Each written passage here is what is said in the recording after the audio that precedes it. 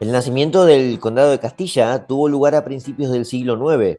Nació sin límites fronterizos claros y con la acechanza constante de las invasiones musulmanas. Primero bajo la órbita del Reino de Asturias y luego siendo vasallo del Reino de León, el área castellana se hizo famosa por ser un lugar de fortificaciones fundamentales para resistir a los ataques musulmanes, que provenían esencialmente desde la poderosa Zaragoza. Pero una vez que Castilla se consolidó como un condado de poder, pasó a ser un engranaje clave de la Reconquista, a tal punto de que en el siglo XI el rey de León salió de la propia Castilla. Se llamaba Fernando I, y al momento de morir dividió el reino en dos, León por un lado y Castilla por el otro. Pero Castilla ya no fue traspasada como condado, sino como un reino, lo que dio paso entonces al primer reino de Castilla, entre los años 1065 y 1072. Fue algo efímero el primer periodo como reino. Duró apenas 7 años porque volvió a caer como vasallo del reino de León. Sin embargo, aquello fue el preludio de algo que parecía ya inevitable. Castilla era una realidad política independiente. En el año 1157, casi 100 años después, Castilla volvió a aparecer como reino y ya nunca más sería absorbido por León. Es más, para mediados del siglo XIII fue la propia Castilla la que absorbió a León. La absorbió bajo las artimañas del monarca más importante de la Reconquista, Fernando III el Santo. Hoy en Historiopolis nos sumergimos en los orígenes de Castilla, un pequeño condado que en plena Reconquista se convirtió en la corona más influyente de la hispanidad medieval.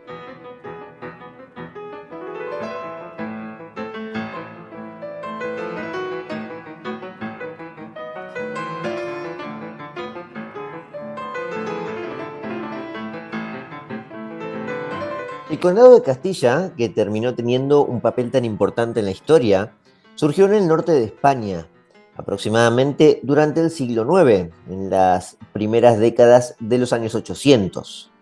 Pero en aquel momento era difícil identificar los límites de manera correcta, y hasta incluso el nombre de los territorios y de las entidades políticas era difícil de tenerlas en claro. La región del origen de Castilla era la parte oriental del reino asturiano, que tenía su origen también en el norte de España, pero en la parte occidental, en este caso sería la zona noroccidental de España. Esa parte, la del este, la de Castilla, no era conocida como Castilla, sino como Bardulia. El término Bardulia procede de tiempos muy previos al año 800, y es que Bardulia era identificada como la zona de una tribu prerromana conocida como los Bárdulos, donde habitaban los Bárdulos. Y cuando los romanos poblaron esa parte oriental de toda la costa cantábrica, utilizaban de vez en cuando este término. Allí habitan los Bárdulos. Aunque los romanos no hacían tanta distinción, porque en aquel momento era muy difícil diferenciar entre tantas tribus.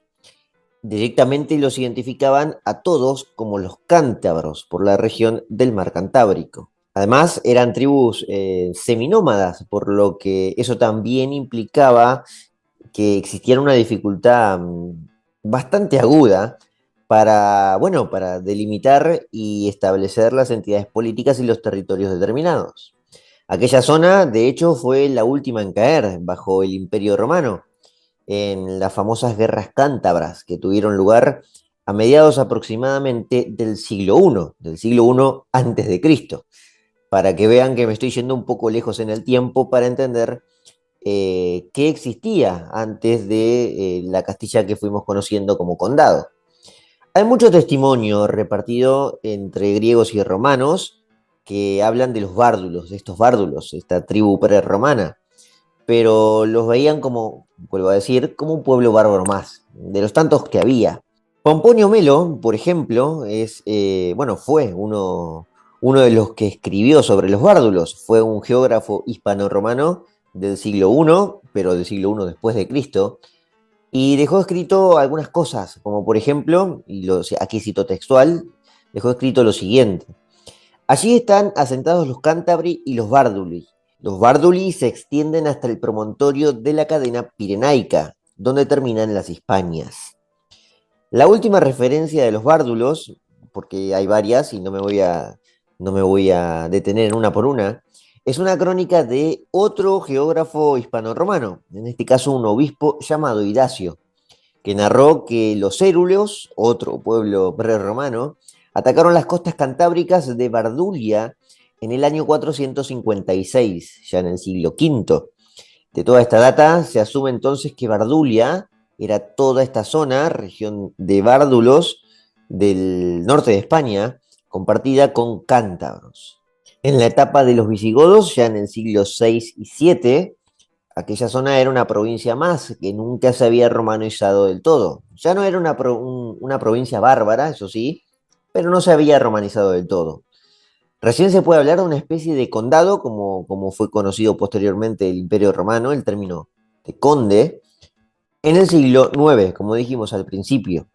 De hecho, en el primer cuarto de este siglo ya podemos encontrar a uno de los primeros condes, por lo menos del que tenemos alguna documentación real importante. La fuente de la que estamos hablando, del conde del que estamos hablando, data exactamente del año 824. El conde se llamaba Muño Núñez de Brañosera y protagonizó uno de los hechos más importantes de la historia de España, el de otorgar la primera carta oficial para la fundación de una ciudad. La carta le permitió a 5 vecinos poblar esa nueva localidad.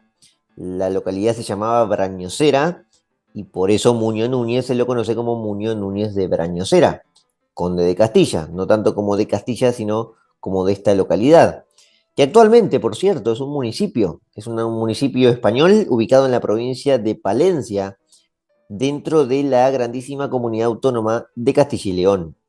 El edificio del municipio aún conserva esa carta Puebla que en 2024, es decir, el año que viene no, el siguiente, cumplirá exactamente 1200 años de existencia. Esto se convirtió mucho tiempo después, lo que implicó esta carta y el fuero real para la fundación de una ciudad, en algo que los reyes cristianos, especialmente los hispanos, usarían constantemente para la población de ciudades en la península ibérica, especialmente para repoblar las ciudades que habían sido conquistadas por los musulmanes. Los musulmanes, para que nos ubiquemos en el tiempo, habían entrado en la península, cruzando el estrecho de Gibraltar, en el año 711, en la famosa batalla de Guadalete. Luego dominaron toda la península con bastante facilidad, eso hay que decirlo, especialmente por las disputas internas que arrastraban los visigodos. Y los primeros focos de resistencia aparecieron en el norte. Entre ellos estaba Asturias y dentro de Asturias estaba este condado de Castilla y este conde Muñoz Núñez que intentaba repoblar las ciudades. Pero para repoblarla necesitaba fundarlas primero. Y esto es lo que encontramos en el año 824 en este documento tan importante. El método se convirtió en un método fundamental para la creación de ciudades y para conquistar nuevos territorios. En ese caso era reconquistar. Pero mucho tiempo después iban a ser los españoles los que comenzaron a conquistar nuevos mundos. Es decir, este método tiene que resultarle muy familiar a los hispanoamericanos. Es decir, nos debería resultar familiar porque nos toca de lleno. Fue ese concepto de fuero real el que utilizaron todos los españoles para fundar ciudades en América, en el Nuevo Mundo. Los conquistadores españoles en América, especialmente durante el siglo XVI, llevaban este manual y lo llevaban en las venas, el de fundar una ciudad, ni bien se pudiera dominar un territorio, para comenzar a poblarla. Ya que hablamos tanto de esta carta, vamos a leerla de forma textual, por lo menos el principio.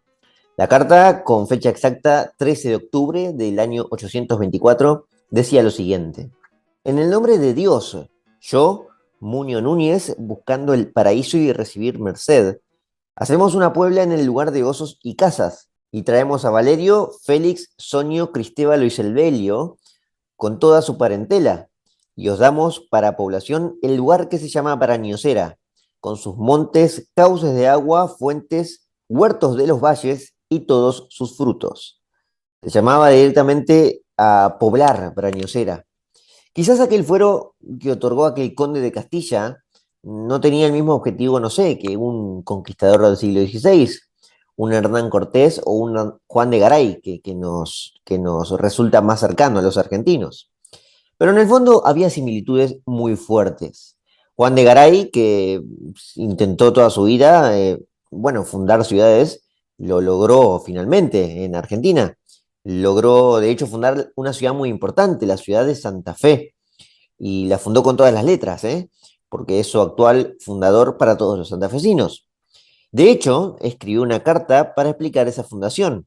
Y si leen esa carta, que firmó de puño y letra, verán que es muy parecida a la de Muñoz Núñez. Juan de Garay fundó Santa Fe exactamente para que nos pongamos en tiempo y espacio en 1573, 700 años después de aquel conde de Castilla. Ya que está, les cuento que la fundación de Santa Fe tiene un capítulo propio en Historiopolis. Fue de hecho uno de los primeros que grabé el año pasado. Lo pueden encontrar en la lista de Spotify. Se llama La Indomable Santa Fe.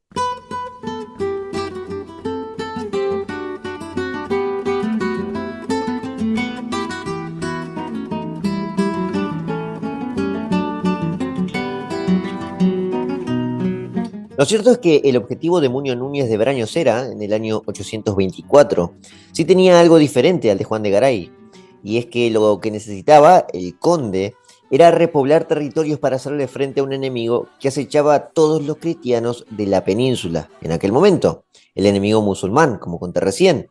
Y es que no se puede entender el origen de Castilla sin comprender su contexto.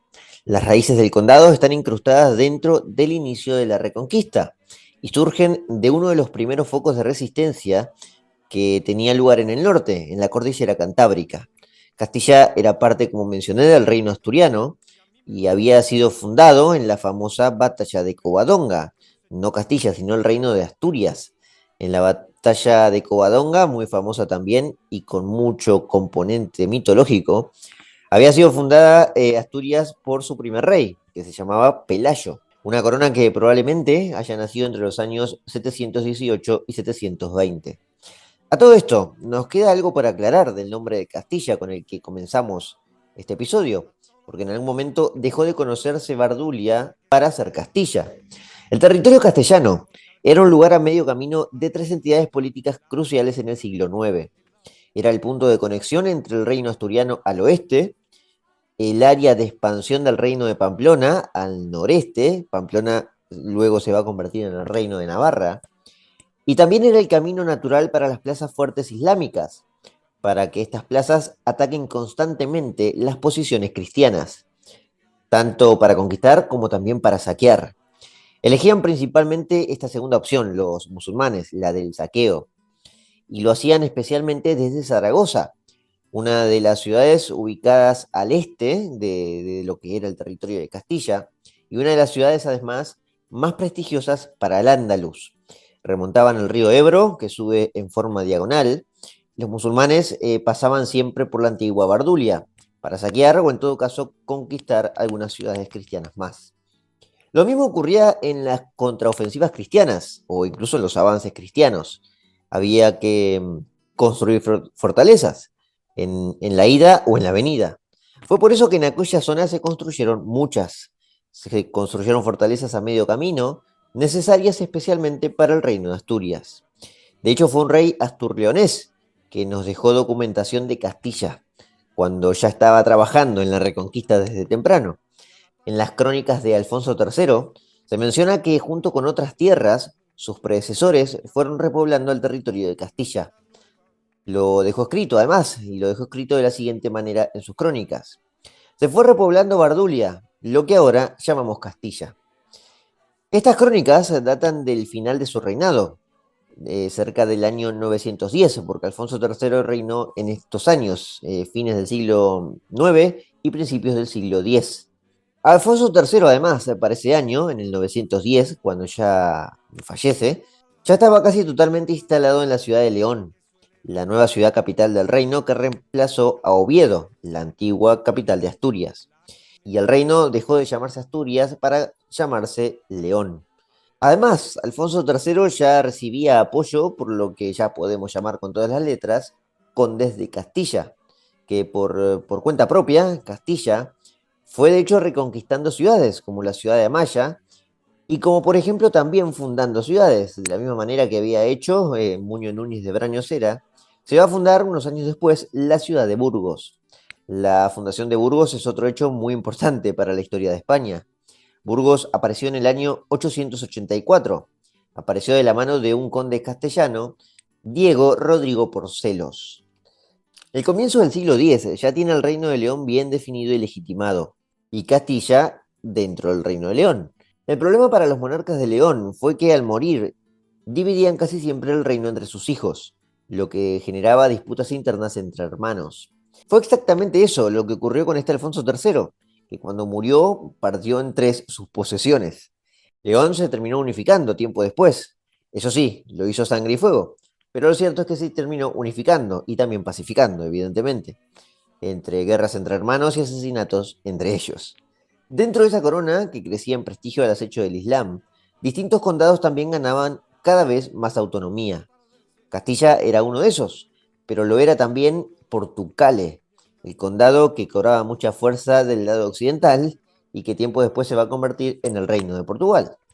En el caso de Galicia o Asturias, que eran o condados o reinos dependiendo del tiempo y de los reyes, también significaban dominios bastante autónomos. Todos, eso sí, dentro de una corona legitimada desde el principio, la corona de León. En Castilla ya tenemos que hablar de un conde famoso, famoso porque es conocido por todos los castellanos. Se llamaba Fernán González, que va a participar en batallas importantes de la Reconquista al lado del rey de León. Fernán González era un bisnieto de aquel Muñoz Núñez de Brañosera, aquel que había otorgado la Carta Puebla. Las posesiones del conde abarcaban otros condados más pequeños como los de Burgos, Ábala o Lara. De hecho, provenía de un castillo de Lara, el castillo de Lara de los Infantes. Estoy hablando de Fernán González. El castillo Lara de los Infantes actualmente es patrimonio histórico español. Fernán González dirigió los hilos de Castilla durante mucho tiempo, desde el 931 hasta el 970. Y además participó de una importante victoria contra los musulmanes, en la batalla de Simancas, que tuvo lugar en el año 939. Participó codo a codo con el monarca leonés, que era Ramiro II, que además era su cuñado. Aquí ya empiezan los lazos internos tan cercanos entre los monarcas cristianos y la propia nobleza también. En su periodo, este de la segunda mitad del siglo X, podemos ya ponerle tiempo y espacio, Castilla ya podía estar bien delimitada en un mapa. Iba desde la costa cantábrica en el norte hasta aproximadamente la ciudad de Sepúlveda al sur. A pesar de haber sentado las bases del condado, lo que heredaron los sucesores de Fernán González no fue precisamente un escenario pacífico. Estamos coincidiendo en el tiempo también con el esplendor de Al-Ándalus, cuando el Emirato de Córdoba se proclamó como un califato. Toda Europa miraba a Córdoba, la ciudad de Córdoba, más al sur de España, como una ciudad muy avanzada, y probablemente lo era. El refugio cristiano, el refugio ese del norte de las costas cantábricas hacia el sur, no jugaba un gran papel a nivel continental, todo hay que decirlo, por lo menos no todavía. Los poderes de un califa eran más centralizados y más concentrados, y durante fines del siglo X y principios ya del siglo XI, los cristianos solo se van a poder concentrar en no perder lo reconquistado y en ser saqueados lo menos posible, porque son los años estos de un caudillo político-militar llamado Almanzor, una verdadera pesadilla para la cristiandad hispánica, ya que Almanzor, es muy conocido también por la poesía castellana, protagonizó alrededor de 50 campañas de saqueos contra ciudades cristianas, y lo hizo todas estas campañas en apenas 20 años. No es de extrañar que las crónicas cristianas hayan visto la muerte de Almanzor en el año 1002, cuando murió este caudillo militar, como un gran alivio. Almanzor murió con 65 años de edad en la ciudad de Medinaceli. La Crónica Silense, una serie de escritos compilados, presuntamente mucho tiempo después, por Alfonso VI de León, a fines del siglo XII aproximadamente, describió la muerte de Almanzor de la siguiente manera. Al fin, la divina piedad se compadeció de tanta ruina y permitió alzar cabeza a los cristianos. Pues después de muchas horribles matanzas, Almanzor fue arrebatado en Medinaceli por el demonio, que le había poseído en vida y sepultado en el infierno.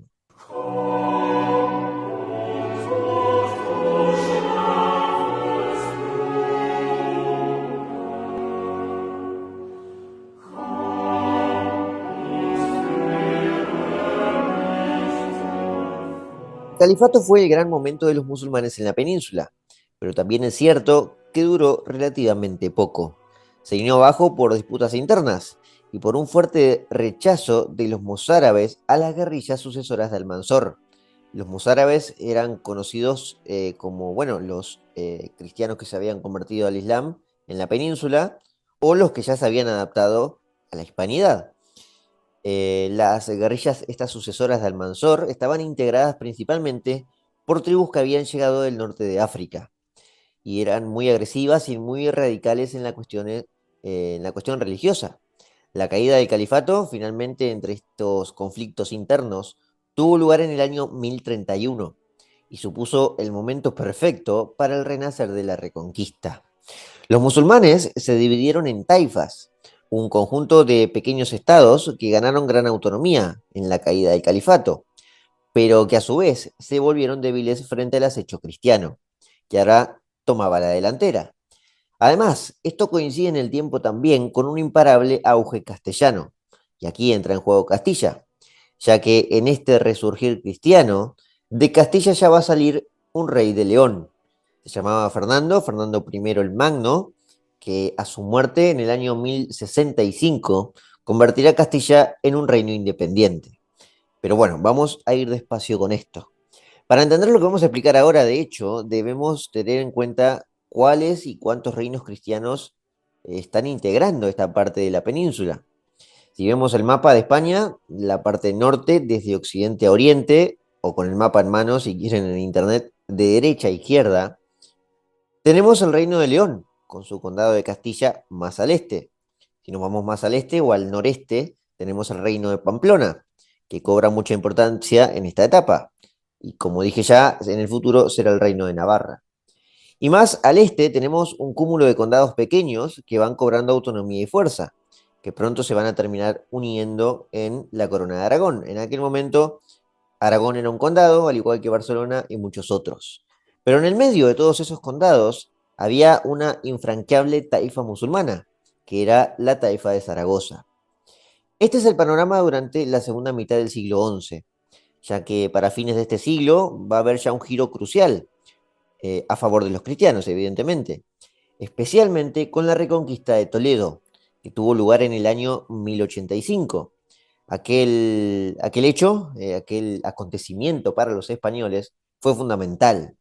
1085 es un año clave, porque era la caída, en primer lugar, de una ciudad simbólicamente importante, como especialmente porque era la antigua capital de los visigodos, y también porque significó un avance geográfico importante. Fue un avance ya definitivo hacia el río Tajo. Desde el río Duero al río Tajo, los cristianos habían estado mucho tiempo sin avanzar. Y esta vez, de una, lo había hecho un rey, que fue Alfonso VI de León, en el año 1085. Es en este contexto también que quien ganó mucha fama fue el reino de Pamplona, que no solo controló como estados satélites los condados pirenaicos, estos de Aragón, Barcelona, sino que también se va a quedar con Castilla, en el momento que Castilla se separó del Reino de León y entró en conflicto directo ya con León. ¿Qué había pasado exactamente para que lo tengamos en claro? Al rey de Pamplona se llamaba Sancho Garcés III y estaba casado con la hija del conde de Castilla. Aquí, por cierto, entran las entredichas familiares que, bueno, pueden complicar un poco la historia, pero como siempre me parece muy entretenido. Cuando el conde de Castilla murió, en el año 1028, lo hizo sin dejar descendencia masculina, por lo que aquí la hija cobra importancia, la hija que se casó con el rey de Pamplona, que se llamaba Muniadona, y estaba casada con este rey de Pamplona, Sancho Garcés III, y fue en este momento que Garcés III se anexionó Castilla, por la mano de su esposa.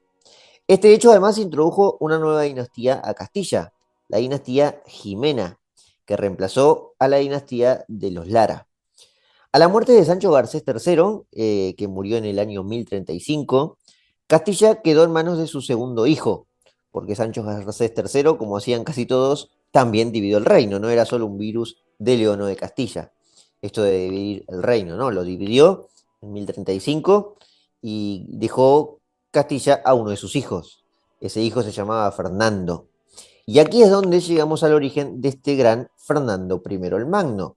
Finalmente, por fin llegamos, porque es en él que van a ser por primera vez al reino de Castilla. Fernando tenía grandes planes desde el condado de Castilla para avanzar contra los musulmanes, que ahora en este momento eran un cúmulo de reinos pequeños que eran ya las mencionadas taifas, mucho más débiles que lo que era el califato. Pero antes de meterse con los musulmanes, tuvo que resolver un conflicto familiar inesperado, que casi sin querer, o quizás queriéndolo, lo depositó en el trono leonés. En León reinaba su cuñado, que se llamaba Bermudo III, que le reclamaba parte del condado de Castilla a Fernando I. Estas cosas en la Edad Media, estos conflictos familiares no iban a la justicia, ¿eh?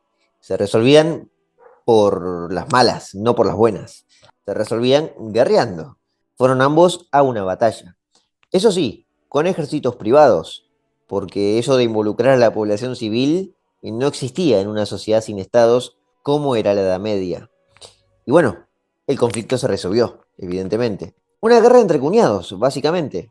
O mejor dicho, podríamos decir ya, una guerra entre León y Castilla.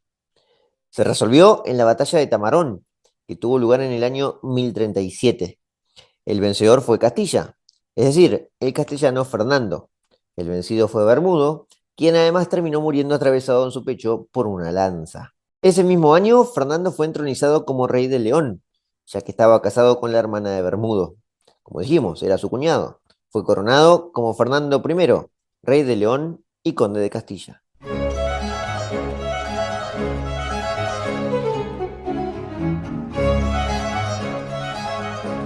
De Castilla había salido el rey de León, finalmente, un hito importantísimo, especialmente para aquel antiguo territorio de bárbaros llamado Bardulia, y lo logró este Fernando, Fernando I, que por este hecho pasó a ser llamado Fernando el Magno. Además, Fernando dejó otro legado, y es que al morir en el año 1067, dividió el reino entre sus hijos. A uno le dejó León y al otro Castilla. Pero ya Castilla no como condado, sino como reino. Aquí nació entonces por primera vez en la historia el reino de Castilla. Sin embargo, como ya hemos mencionado en la introducción, duró muy poco, porque dividirlo entre sus hijos incitaba a nuevas disputas. Y como era de esperar, se desató un nuevo conflicto a muerte entre León y Castilla, resolviendo la disputa en una nueva batalla, porque de vuelta así se resolvían las cosas. Esta vez, aunque el triunfo fue castellano, en la batalla de Golpejera, que tuvo lugar en el año 1072, la gloria en realidad se la terminó llevando el leonés. Sancho II de Castilla, que era uno de los hijos de Fernando, a pesar de que había triunfado en esa batalla de Golpejera, fue asesinado unos meses después, por lo que el rey de León aprovechó y se quedó con Castilla. Ya tenía el reino de León, ahora Castilla, y unificó ambos reinos. Este rey, por cierto, es Alfonso VI, que además de unificar la herencia de su padre, protagonizó otro hito de la Reconquista que ya mencionamos recién. Tomó la prestigiosa ciudad de Toledo. La ciudad de Toledo era una taifa más. Cayó en el año 1085 y significó un quiebre fundamental en favor de la Hispanía cristiana. Sufrió algunas derrotas posteriores a Alfonso VI, contra lo que ya era no el cúmulo de reinos taifas, de pequeños reinos taifas, sino el imperio almorávide, otro grupo de tribus seminómadas radicales del norte de África que venían a darle un nuevo impulso al poder musulmán.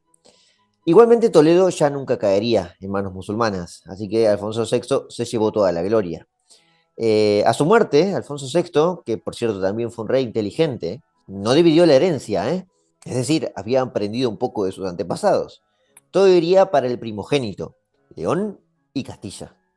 El único problema fue que su heredero murió antes que él, su primogénito. Murió además combatiendo contra el Islam en una batalla que tuvo lugar en el 1108. Alfonso murió al año siguiente y la herencia recayó suavemente sobre su única heredera, que era una mujer, su hija que se llamaba Urraca, y fue coronada en 1909 como Urraca I de Castilla y de León, porque heredó ambos reinos. A Urraca se la reconoce como la primera mujer en reinar en solitario en la Hispanidad, incluso antes que la normanda Matilde o la famosa Leonor de Plantagenet de Inglaterra. La mano de Urraca, entre otras cosas, se convirtió en la más deseada de la región, especialmente tras la muerte de su esposo. Quedó viuda Urraca porque murió su esposo, que era un príncipe francés de la Casa de Borgoña, se llamaba Raimundo. Los borgoñones ya desempeñaban un papel importante en la península y habían tomado parte activa en las batallas de la Reconquista. Cuando Urraca enviudó, tuvo que desposarse de vuelta y se casó con el rey de Aragón, Alfonso I, más conocido como Alfonso I el Batallador. Aquel matrimonio real prometía bastante, muchísimo, de hecho, porque en esa unión se iban a unir León, Castilla y Aragón. Pero aquel matrimonio, digamos que nació mal avenido. Alfonso no era muy amigo de las cuestiones sentimentales y estaba obsesionado por avanzar en la reconquista. Cosa que hizo, por cierto, ya que logró nada más y nada menos recuperar la prestigiosa ciudad de Zaragoza, una taifa presuntamente infranqueable. Cayó en el año Zaragoza en el año 1118. Básicamente, a Alfonso le gustaba mucho más batallar que las intrigas románticas o de palacio. De ahí que su apodo haya sido el batallador. Como agregado, además de que tampoco se llevaba muy bien con su esposa, también eran familiares cercanos, por lo que el Papa terminó anulando el matrimonio. Es más, aparentemente nunca había concedido la bula necesaria para el casamiento. Alfonso, que fue un gran rey para Aragón y para toda la Hispanidad también, a pesar de todo, había perdido la chance de unir Aragón y Castilla, cosa que, bueno, sus sucesores sí lograrían casi 350 años más tarde, ¿no? Estamos hablando de los reyes católicos, Isabel de Castilla y Fernando de Aragón. En cuanto a Urraca, pues reinó en soledad en León. Lo hizo con bastante autonomía hasta el año de su muerte. En el año 1126 falleció y la sucesión, ya que no hubo hijos entre Urraca y Alfonso, quedó en un hijo de Urraca del anterior matrimonio con Raimundo de Borgoña. Se llamaba Alfonso Raimundes y pasó a reinar León y Castilla como Alfonso VII. En ese momento ingresó una nueva dinastía a León, la dinastía de Raimundo, la dinastía borgoñona, desplazando a la casa Jimena. Alfonso VII pasó a ser uno de los reyes más poderosos de la península, a tal punto que se hizo intitular en la Catedral de León como Imperator Totius Hispaniae, emperador de todas las Hispanias. El error que tal vez cometió Alfonso VII fue que al morir en el 1157, como ya habrán adivinado, volvió a dividir el reino entre sus hijos. Pero esta vez no hubo guerra, no hubo una guerra a muerte entre hermanos. Ambos decidieron llegar a un acuerdo en un tratado fundamental para la independencia de ambos reinos. Fue el Tratado de Sahagún. Sahagún es una pequeña localidad en España, para que nos ubiquemos también, que está en la provincia de León, en la comunidad autónoma de León y Castilla. Aquel tratado, el de Sahagún, no solo delimitó de manera oficial las fronteras entre León y Castilla, sino que reconocía finalmente a Castilla como un reino independiente, y además ya casi imposible de volver a someter. También acordaron las áreas de influencia para avanzar contra los musulmanes, ya al sur del río Tajo, al sur de Toledo. Se repartieron básicamente lo que le tocaba a cada uno. Además, con el tiempo se vio que fue Castilla el más beneficiado, con un camino geográfico directo para expandirse hacia el sur. León había quedado casi arrinconado frente a un nuevo reino, que acababa de nacer unos años antes, en el 1143, un reino que acababa de nacer al oeste. Era el reino de Portugal, el antiguo condado de Portucale, que por su propia cuenta, y casi sin ayudas, avanzó hacia el sur y extendió sus dominios. En esa segunda mitad del siglo XII se estaban estableciendo además las heráldicas en los sellos reales, y Castilla aprovechó y creó el suyo, la heráldica suya, que como no podía ser de otra manera, el escudo fue un castillo. El reino, ya de Castilla de manera oficial, para inicios del siglo XIII, ya era un poder de tal magnitud que fueron ya los castellanos los que terminaron sometiendo a León. En 1217, un bisnieto de aquel Alfonso VII, aquel que se había hecho llamar emperador, heredó primero Castilla por herencia de su madre y luego León por herencia de su padre. Fue el famoso Fernando III el Santo de Castilla, que sobre sus sienes se había reposado lentamente una nueva unión, ya inseparable entre León y Castilla. La unión de estos reinos se produjo exactamente en el año 1230, pero esta vez con el predominio absoluto de Castilla, en la corona de Fernando III, que además declaró en el momento de su asunción en 1230 a esa unión como perpetua. Y si algo había aprendido Fernando de sus antepasados, es que no que tenía que dividir ya el reino. Su primer hijo, entronizado como Alfonso X el Sabio, heredó el reino más extenso de España, ya que Fernando, además de ser muy devoto y bastante inteligente, no por nada fue canonizado mucho tiempo después, había reconquistado las históricas plazas de Jaén, Córdoba y Sevilla. El impulso de Fernando III el Santo, de la Reconquista fue casi el final. Digamos que casi remató la Reconquista, porque al año de su muerte, para 1252, cuando falleció, solo quedaba vivo el reino nazarí de Granada, y algunas entidades musulmanas independientes y muy débiles. El reino nazarí de Granada había nacido aproximadamente en el 1246 y fue un producto directo de la derrota de los musulmanes en la batalla de las Navas de Tolosa, que tuvo lugar en 1212.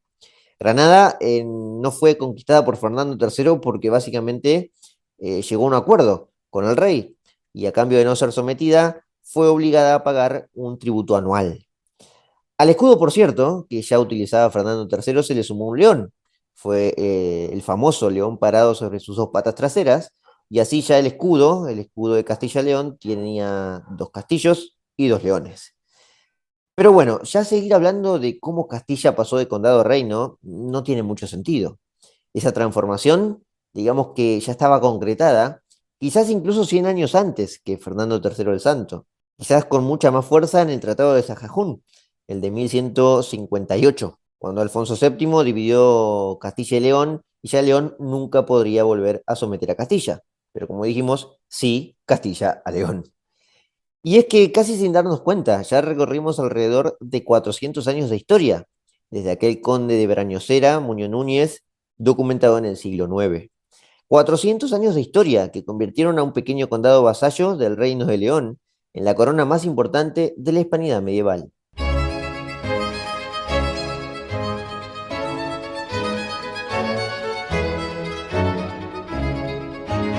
Muy bien, aquí finalizamos este episodio tan especial sobre los orígenes de la corona de Castilla y cómo pasó esta de condado a reino. Esta es una entrada quizás al periodo de la Reconquista, gracias a este libro que me devoré en apenas días de la Reconquista, de José Ignacio de la Torre Rodríguez. Una maravilla, uno puede aprenderse la historia de la Reconquista en apenas menos de 300 páginas. Y esto se lo tengo que agradecer, me parece, exclusivamente a quien me dio este libro, que fue mi señora, que básicamente me lo regaló. Así que en ese agradecimiento a mi esposa y a todos los que están escuchando este episodio de este podcast, que lo vienen siguiendo en YouTube, les agradezco por haber estado del otro lado. Y bueno, quizás sea una entrada para un periodo de la Reconquista que tiene infinidad de cosas para contar. Y que los hispanos de este lado del Atlántico, los de América, también tendríamos mucho que aprender, porque quizás esa no es la historia de España, sino también la historia nuestra. Nos estamos encontrando muy pronto en otro capítulo de Storiopolis. Espero que anden muy bien. Muchas gracias.